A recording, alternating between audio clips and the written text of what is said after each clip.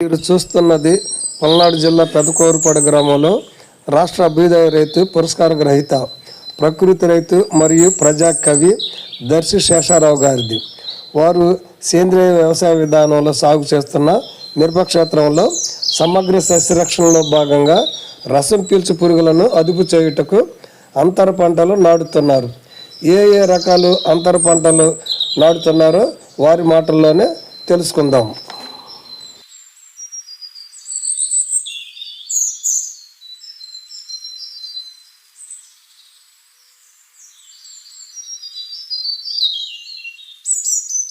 ప్రకృతి వ్యవసాయంలో సాగవుతున్న మిరపలో పలు రకాల అంతర పంటలు నాటడం జరుగుతుంది. వాటిలో ప్రధానంగా రసం పీల్చే పురుగులకు బీట్రూటు, క్యారెట్టు, ముల్లంగి, ధనియాలు, జొన్న, మొక్కజొన్న, సజ్జ, పసుపు, కంద మరియు క్యాబేజీ, క్యాలీఫ్లవర్తో పాటు పలు రకాలు నాటడాన్ని గమనించవచ్చు.